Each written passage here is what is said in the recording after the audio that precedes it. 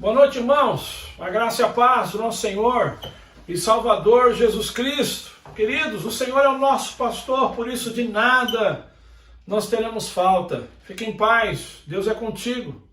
O Senhor está conosco todos os dias, por isso, ainda que tantas coisas difíceis, coisas que nós não entendemos, tristezas, dificuldades, desafios aconteçam, mesmo assim nós não temeremos, porque o Senhor está conosco. Deus é o nosso refúgio, a nossa fortaleza, o nosso socorro bem presente na hora da angústia.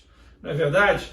Queria mais uma vez te agradecer por me permitir entrar na sua casa através desse veículo de comunicação e dizer para você que é sempre um prazer, uma alegria para a gente poder estar compartilhando a palavra do Senhor, fazendo aquilo que nós somos chamados para fazer, que é de proclamar, né, essa palavra maravilhosa, essa palavra poderosa do Senhor. Queridos, nós na semana passada iniciamos uma série que nós denominamos de Focados, e nós vimos juntos, domingo passado, lá em Lucas 5, como aqueles 4 amigos, né, os 4 amigos do paralítico, estavam focados em colocá-lo aos pés de Jesus. Eles estavam tão focados que por isso eles trabalharam juntos, eles perseveraram diante das dificuldades. E o resultado é que quando o paralítico foi colocado aos pés do Senhor Jesus, Jesus não só o curou, como também perdoou os seus pecados. Hoje nós vamos continuar essa série com o tema Eles estiveram com Jesus. O texto é o texto de Marcos, capítulo 16, versículo de número 15. Se você puder abrir a sua Bíblia aí, Marcos 16, 15. Diz assim: E disse-lhes: Vão pelo mundo todo e preguem o evangelho a todas as pessoas. Vamos orar, meu irmão? Vamos orar, meu amigo? Senhor, nós queremos te agradecer, Pai, por esse momento. Queremos te agradecer, ó Deus, pela tua palavra. Pedimos perdão, Senhor, pelos nossos pecados. E fala conosco, Deus. Fala conosco através da sua palavra. E que após ouvirmos a sua voz, possamos ser obedientes a Deus, porque a tua vontade ela é boa, ela é perfeita e ela é agradável para nós. Em nome de Jesus, que nós oramos, Senhor, e agradecemos. Amém. E graças a Deus. Eles estiveram com Jesus. Queridos, Jesus ele não é apenas o assunto do evangelismo. Jesus também é um modelo de evangelista. Boa parte do ministério terreno de Jesus foi dedicada à proclamação do evangelho. E em tudo Jesus ele aplicava o padrão multiplicador, ou seja, aquelas pessoas que eram alcançadas por Jesus logo se tornavam missionários, logo se tornavam evangelistas. Logo, essas pessoas que eram alcançadas por Jesus, cheias de compaixão, então agora, elas tinham o desejo de ganhar os seus amigos e os seus familiares para Jesus. Hoje nós iremos analisar o exemplo de 3 desses personagens bíblicos, que nem tinham credenciais esperadas pelo sistema religioso. Talvez alguns de nós hoje não iria escolher uma dessas 3 pessoas para ser um missionário, mas o fato é que elas se tornaram exemplos de evangelistas para nós. Eles tiveram um encontro pessoal com Jesus e logo seus corações se inflamaram com a expectativa de compartilhar o que eles tinham experimentado em suas próprias vidas. O primeiro personagem que esteve com Jesus e que nós vamos analisar juntos nessa noite é a mulher samaritana. E o texto que nós vamos utilizar para isso é o Evangelho de João, capítulo 4, versículos 27 a 42. Evangelho de João, capítulo 4, versículos 27 a 42. Um texto bastante conhecido dos irmãos. Verso de número 27, ou a partir do verso 27. Naquele momento, os seus discípulos voltaram e ficaram surpresos ao encontrá-lo conversando com uma mulher. Mas ninguém perguntou: que queres saber ou por que estás conversando com ela? Então, deixando o seu cântaro, presta atenção, a mulher voltou à cidade e disse ao povo: venham ver um homem que me disse tudo o que eu tenho feito. Será que ele não é o Cristo? Então saíram da cidade e foram para onde ele estava. Enquanto isso, os discípulos insistiam com ele: mestre, come alguma coisa. Mas ele lhes disse: eu tenho algo para comer que vocês não conhecem. Então os seus discípulos disseram uns aos outros: será que alguém lhe trouxe comida? Disse Jesus: a minha comida é fazer a vontade daquele que me enviou e concluir a sua obra. Vocês não dizem, daqui a 4 meses haverá colheita? Eu lhes digo: abram os olhos e vejam os campos. Eles estão maduros para a colheita. Aquele que colhe já recebe o seu salário e colhe fruto para a vida eterna. De forma que se alegram juntos o que semeia e o que colhe. Assim é o verdadeiro ditado: um semeia e outro colhe. Eu os enviei para colherem o que vocês não cultivaram. Outros realizaram um trabalho árduo e vocês vieram a usufruir do trabalho deles. Muitos samaritanos daquela cidade creram nele, por causa do seguinte testemunho dado pela mulher: ele me disse tudo o que tem feito. Assim, quando se aproximaram dele, os samaritanos insistiram que ficassem com eles, e ele ficou 2 dias. E por causa da sua palavra, por causa da palavra de Jesus, muitos outros creram. E disseram à mulher: agora cremos, não somente por causa do que você disse, pois nós mesmos o ouvimos e sabemos que ele é realmente o Salvador do mundo. Queridos, o leitor da Bíblia, o estudante da Bíblia, ele sabe que os samaritanos viviam debaixo de um forte preconceito social, por serem fruto de uma mistura de judeus com povos não judeus. Isso aconteceu na época do Antigo Testamento. E isso acabou por dar a este povo uma identidade mal resolvida. E eles foram rebaixados à categoria de gente inferior. Por si só, esses fatores já seriam suficientes para que aquela mulher que dialogou com Jesus, no texto que nós acabamos de ler, por si só esses fatores já seriam suficientes para a mulher samaritana jamais se sentir parte do projeto de Deus. Mas o que nós encontramos nessa história é algo surpreendente. O amor, a compaixão e o perdão de Jesus, eles foram tão bem assimilados pela mulher samaritana, que mesmo tendo todas as razões para morrer afogada em suas culpas, medos e acusações, ela não apenas aceita a proposta de salvação ofertada por Jesus, mas ela volta à sua aldeia anunciando aos 4 cantos a obra maravilhosa que o profeta de Deus, Jesus, havia realizado em sua própria vida. Algo interessante também nessa narrativa é que os discípulos, eles retornam da cidade sem nenhum relato de terem evangelizado ninguém. Afinal, a única preocupação dos discípulos era saciar a fome do seu corpo. Versículos 31 a 33.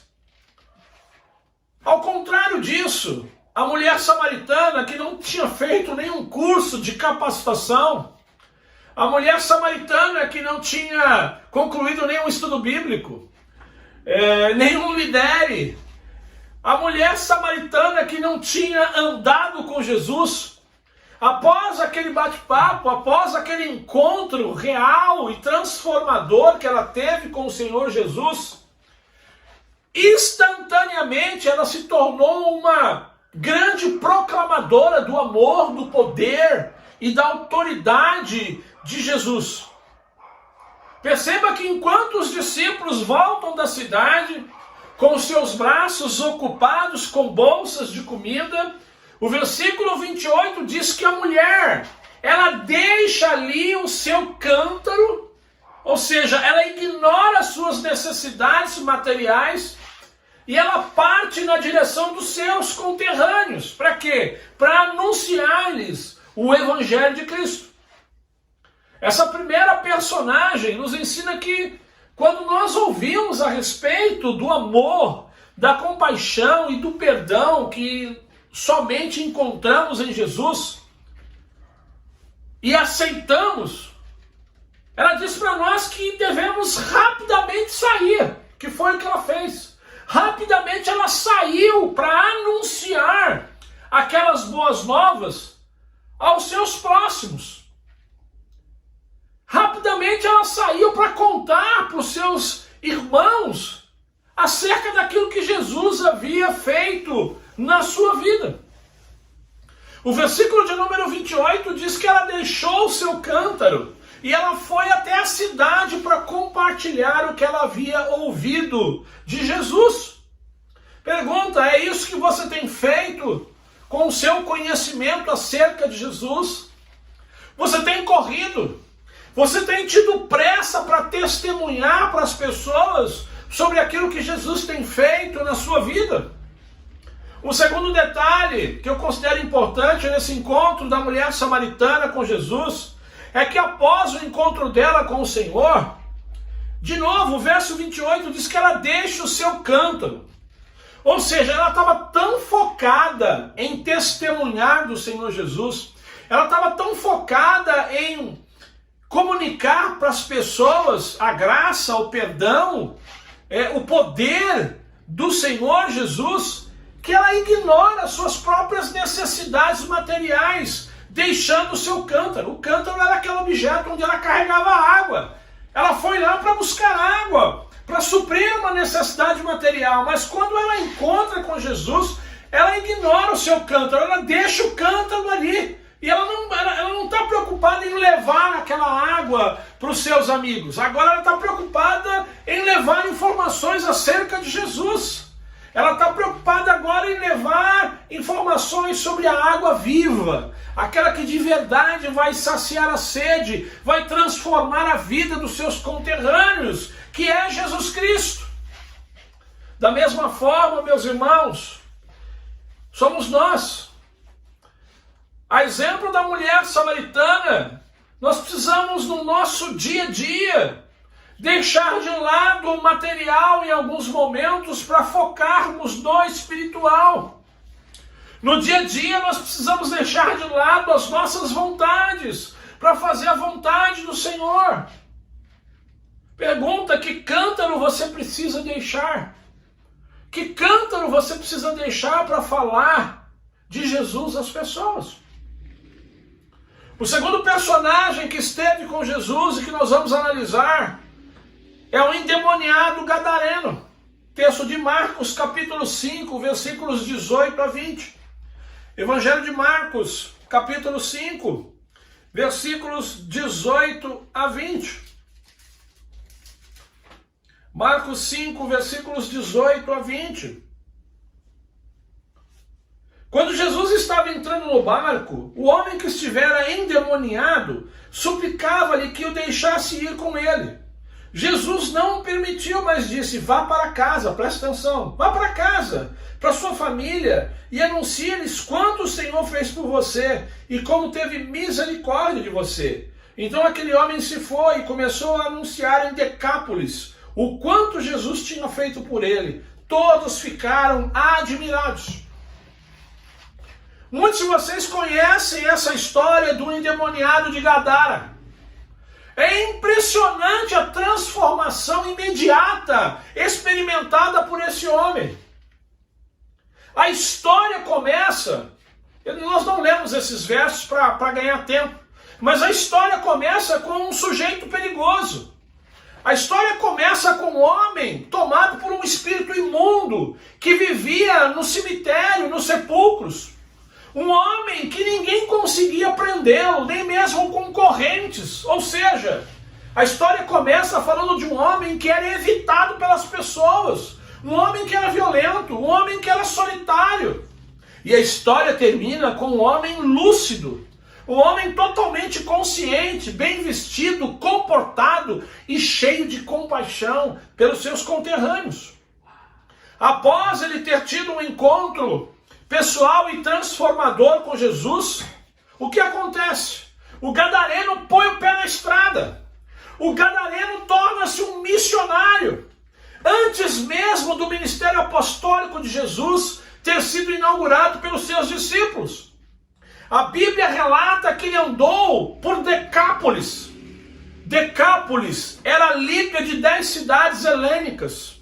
Decápolis significa que havia uma liga de 10 cidades formadas por Citópolis, Filadélfia, Gerasa, Pela, Damasco, Canata, Dion, Abilá, Gadara e Hippo. Ou seja, esse homem, após ter encontrado com o Senhor Jesus, ele se tornou um dos primeiros missionários aos gentios, proclamando as boas novas da salvação e demonstrando através do seu próprio testemunho de conversão o poder transformador do Evangelho de Jesus. Imagine o impacto que esse homem deve ter causado nessas 10 cidades, na região de Decápolis. A Bíblia diz que por causa dele, toda aquela região passou a crer em Jesus. Por causa do testemunho do endemoniado de Gadara, toda Decápolis passou a crer em Jesus. Com esse homem nós aprendemos 2 lições. E a primeira delas está no verso 19 de Marcos 5.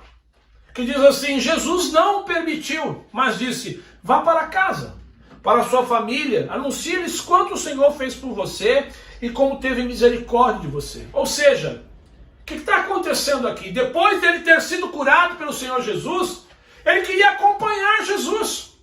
Ele queria andar ao lado do Senhor Jesus, mas Jesus o impediu e disse para ele: não, você vai para sua casa, vai lá para sua família e testemunha para eles. Conta para eles o que eu fiz por você.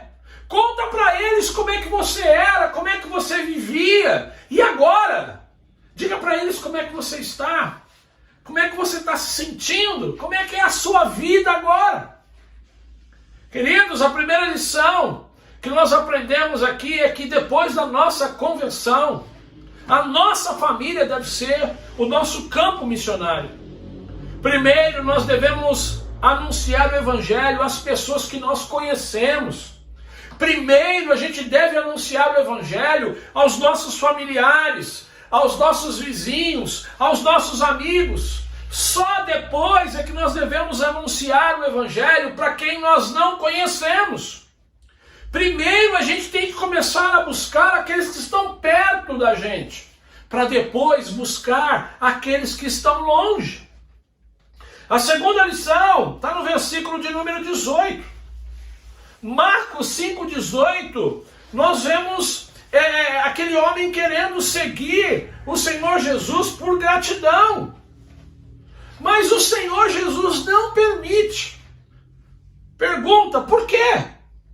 Por que Jesus não permitiu que o endemoniado de Gadara, agora curado, transformado, o seguisse no seu ministério terreno? Por que muitas vezes Jesus não permite que as coisas aconteçam do jeito que nós queremos, do jeito que nós planejamos, do jeito que nós sonhamos?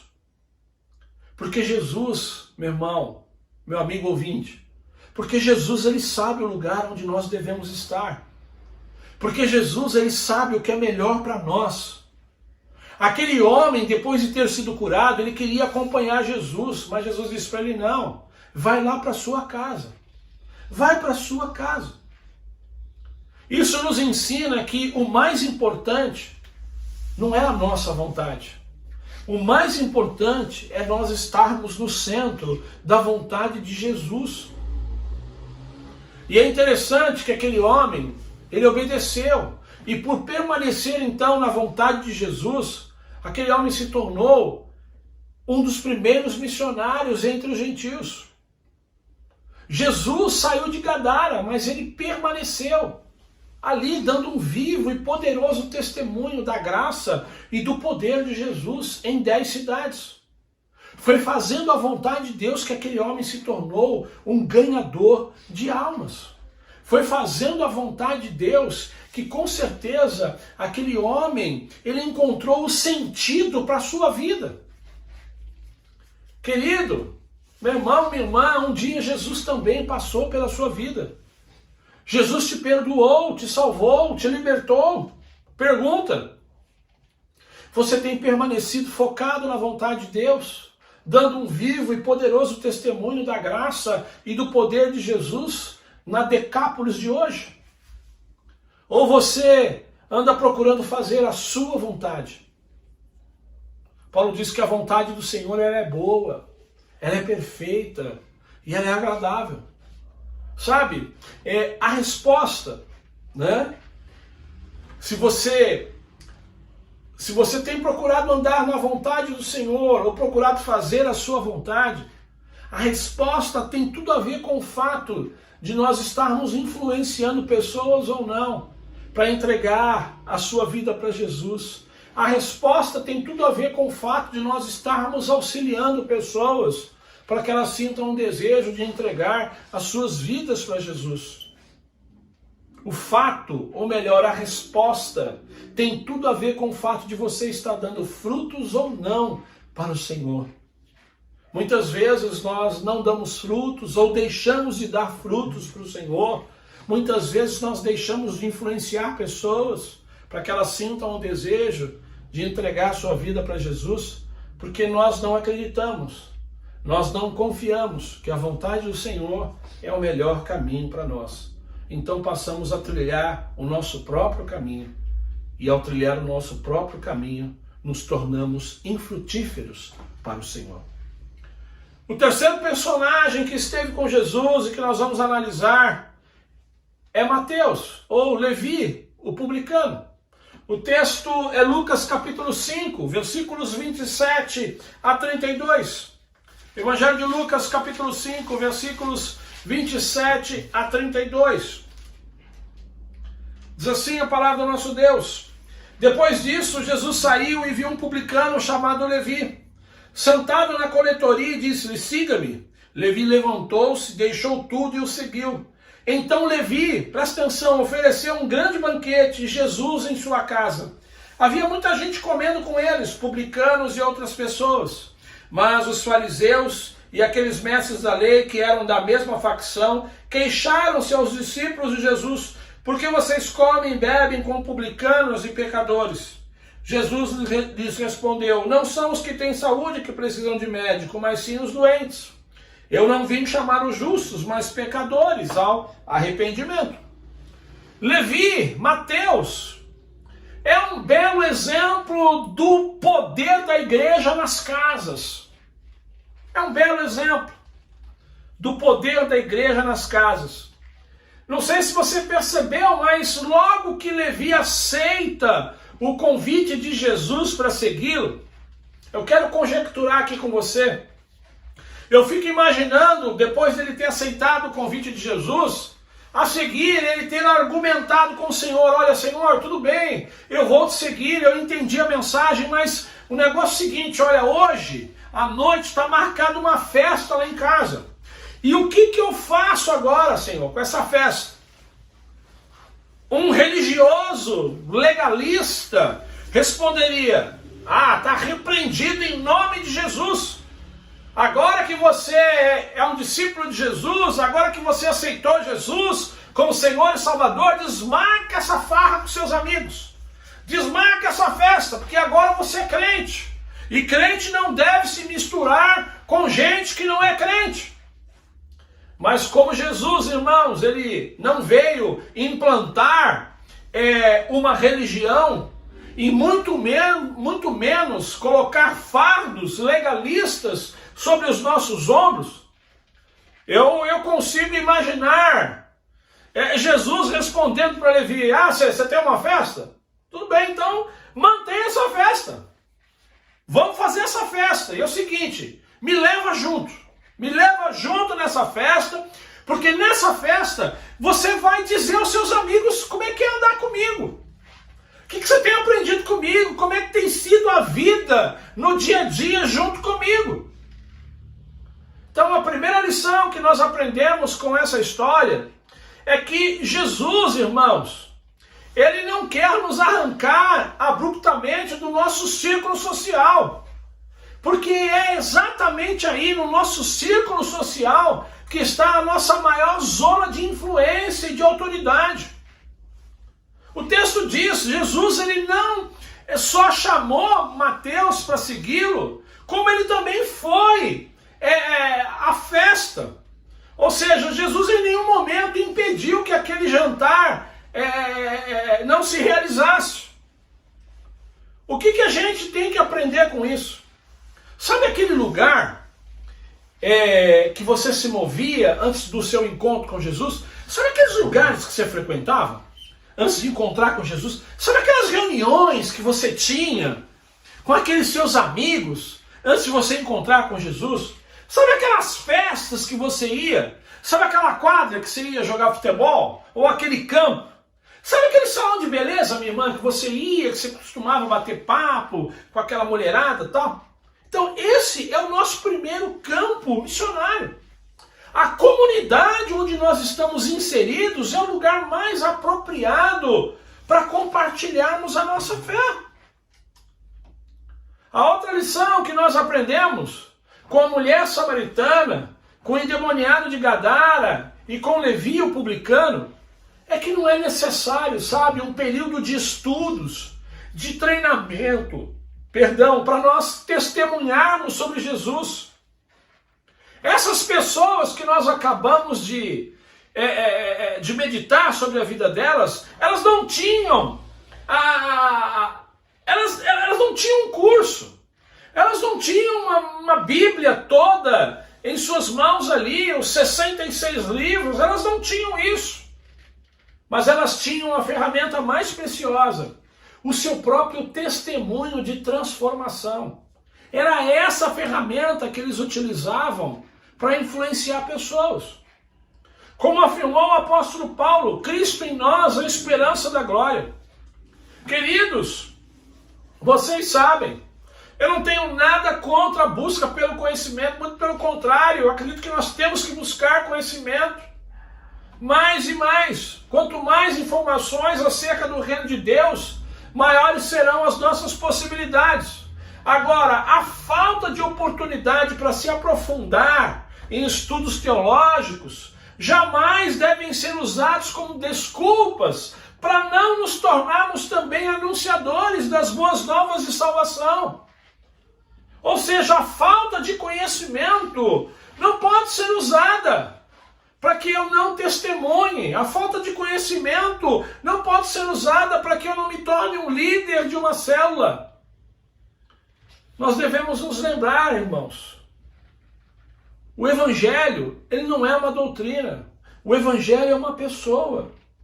O Evangelho é Jesus. O Evangelho não é uma doutrina. O Evangelho é uma pessoa. O Evangelho não é uma religião, o Evangelho é relacionamento com uma pessoa chamada Jesus. E é sobre esse relacionamento que nós temos que testemunhar. É sobre esse relacionamento que nós temos que falar às pessoas. Eu quero concluir. Eu quero encerrar essa mensagem contando uma história muito bacana. Bonita mesmo, uma história encorajadora. Conta-se que um missionário muito experiente, ele foi servir numa longínqua aldeia indígena, no centro do continente africano.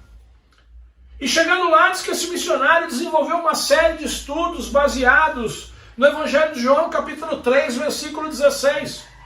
E ele traduziu João 3,16 para o dialeto daquele povo, que ainda não tinha sido alcançado.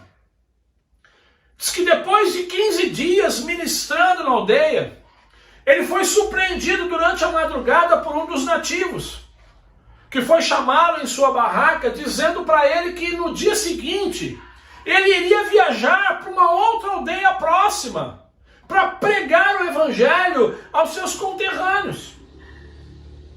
O missionário, então, cheio de zelo por essa nobre missão, ele interpela o novo discípulo dizendo: mas você começou a aprender agora, você não sabe muita coisa, aliás, você só conhece um versículo da Bíblia, você só conhece João 3,16.